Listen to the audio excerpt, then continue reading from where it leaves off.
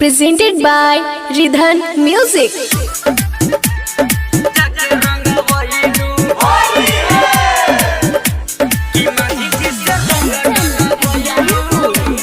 Bholenath recording studio बानावर बिशुनगंज। हरे मांझी हाँ मांझी जिससे बच के न जहिबू होली में चोली जाके रंग बईबू कि मांझी डोला जाके रंग बईबू यादव जिससे लहंगा लेटा बैडू होली में चोली जाके रंग बईलू कि मांझी डोला जाके रंग बईलू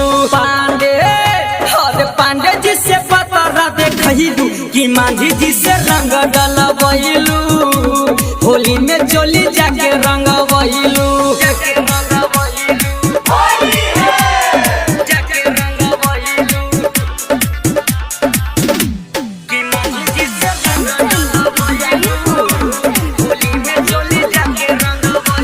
सोहंदा में गईलू गाल मिसबैलू संगे संगे ओ घूमे होलिया में चोलिया के दशा बिगड़ल का करत रहू गेहूं में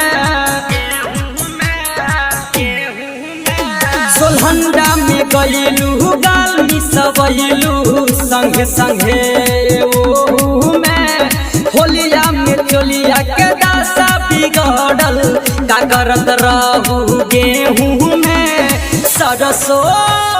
सरसों में बरसो धरहिबू कि मांझी जिससे रंग डलबैलू होली में चोली जाके रंग बईलू।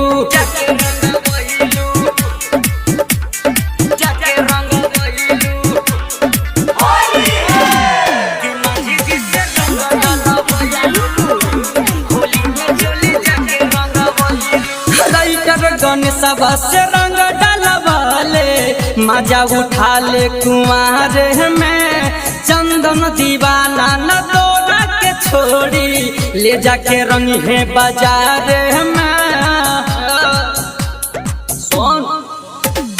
राइटर गणेश से रंग डलवाले मजा उठा ले कुमार में चंदन दीवाना न तोड़ा के छोड़ी ले जाके रंग है बाजार में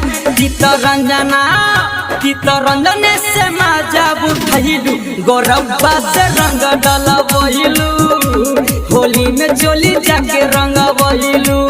भोलेनाथ रिकॉर्डिंग स्टूडियो बानावर बिशुनगंज।